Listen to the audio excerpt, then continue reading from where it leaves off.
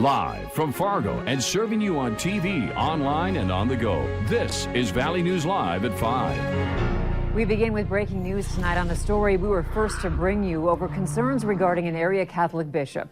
The Diocese of Crookston now says it is investigating Bishop Michael Heppner. The Archdiocese of St. Paul and Minneapolis Catholic Center were looking into allegations that Bishop Heppner covered up cases of sexual misconduct.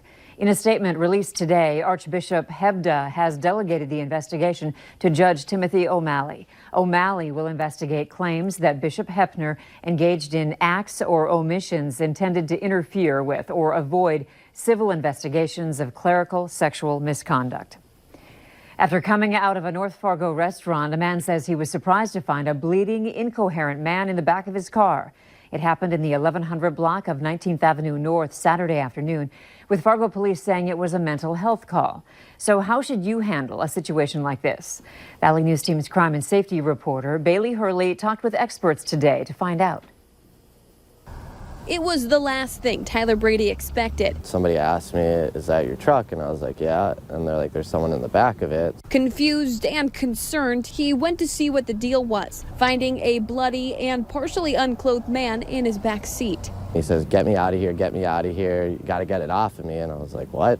He's like, "Can you get me out of here?" And I said, "No, I can't." And right away, he hops out. Fargo police were on scene for just over an hour, saying the man had already gone into several of the strip mall stores, yelling incoherently and still bleeding. Is he okay? Like, why is he bleeding from his legs? And where'd he come from? While Brady says he wasn't scared, he also didn't know what to do for the man. Something licensed therapist Gina Scheffler says she would like to see change. Every single day this is happening. Sometimes it's privately in their home.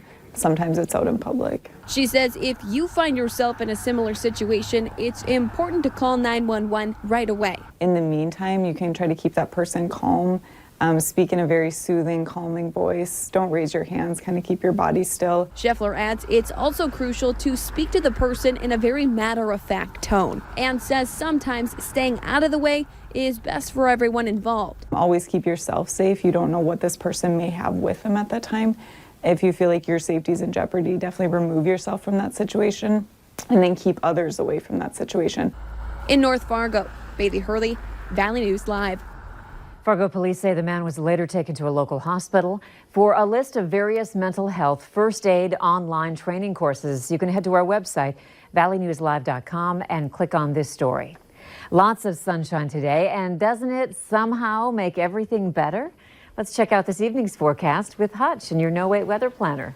Well, I would answer yes to that. The sunshine felt marvelous. Not a lot of wind out there today, but we certainly did remain cool. In fact, starting out sub-zero for many locations. Single digits in Thief River Falls and Roseau. Elsewhere, generally in the teens, except down near the James River Valley, where we have some 20s for your evening. Crystal clear skies for most across the region as we take a look at the snowy fields here in the northern plains. Your forecast for tonight, clear skies, temperatures falling fairly rapidly by bedtime or just after. We'll be in the single digits, but the wind picks up overnight, and that means warmer temperatures are expected for your Wednesday. Grand Forks tonight, likewise, we'll have temperatures that will slip down fairly quickly and then rise into your Wednesday. We'll talk about how much rising the thermometer does as we go into your midweek day, and a chance of some flakes as well. All those details are straight ahead. All right, thanks, Hutch. 2 people are now in jail after a shooting in Mahnomen, Minnesota. Authorities responded to a call of shots fired in Mahnomen and then found that a home and vehicles had been shot up. A little later, officers found the suspect's vehicle. There was a short pursuit and they arrested 2 people. Deputies are not releasing their names yet. There were no injuries in the shooting, and officials believe this is an isolated incident. 2 people are recovering after a crash along Highway 10 near Perham.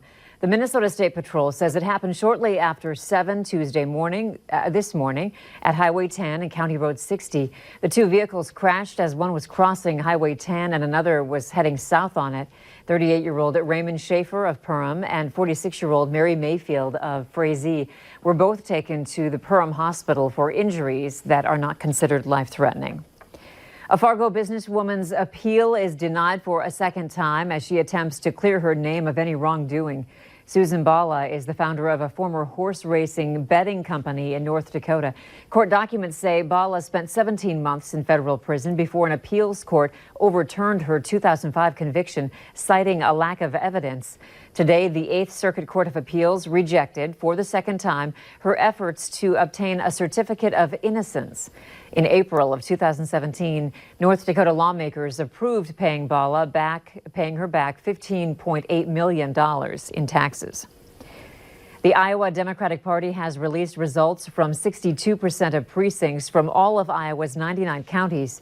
Pete Buttigieg led with 26%, Bernie Sanders followed with 25%, and Elizabeth Warren trailed with 18%.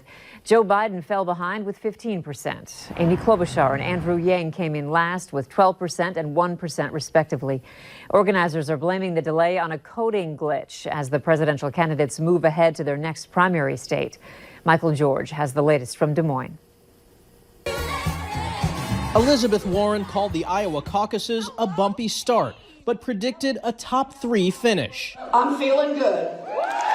The presidential campaigns moved on to New Hampshire, where Pete Buttigieg hit an optimistic note. Well, one thing we know is that we are arriving with the momentum in the 2020 presidential campaign right now. Democratic officials in Iowa blamed a coding issue for the delay in Monday's results. In the midst of uncertainty, the candidates tried to make the best of it. What an amazing night we had last night. I'm someone that thrives in chaos. You want a steady hand in chaos, right? We don't know precisely how many delegates we have or how many we'll get, but I feel really good about getting more than our fair share. The Iowa Democratic Party says its new mobile app recorded caucus data properly, but the problem was with reporting complete results. Because of the technical glitch, staffers went to each caucus site to cross-check hard copy results and make sure the numbers were right. Well before the results were tallied, Bernie Sanders, who had polled as Iowa's Democratic frontrunner, was hinting at victory. I have a good feeling we're going to be doing very, very well here in Iowa. Precincts here said they did not get to test the new technology ahead of Monday's caucus, and the delayed results were a glaring embarrassment for the state that prizes its role as the first contest in the primary season. Michael George, CBS News, Des Moines, Iowa. New Hampshire holds its primary on February 11th. President Donald Trump will give his State of the Union address today. Last year's speech ran 82 minutes long, which was the third longest by any president in U.S. history. Today's address comes before another vote on the impeachment trial against President Trump, who continues to be a vocal opponent of the trial. Well, I'll tell you what I'm looking for. I'm looking for a reflection of the first 3 years and a celebration of what's been accomplished with some inspiration on what can be accomplished in this next year. He has a great record. The country, the State of the Union has never been stronger, at least not in my adult lifetime. The State of the Union starts at 8 p.m. tonight. You can watch it right here on Valley News Live or online and on our VNL News app. People in North Dakota are being warned about a new telephone scam that's currently sweeping the United Kingdom and could hit the U.S. soon. The scam involves a police officer asking the victim to either hand over their bank details, transfer funds, or withdraw cash for collection. Officials say you should hang up if there is ever any doubt about someone who's calling you, and make sure you've hung up all the way before trying to call someone else. Also, never give out your PIN number. Banks will never ask for it. And never give bank cards to anyone at your door, even if they say they're from the bank.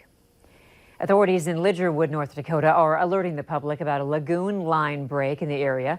Officials ask that you limit water use until the issue has been resolved. Stick with Valley News Live for more updates on this story.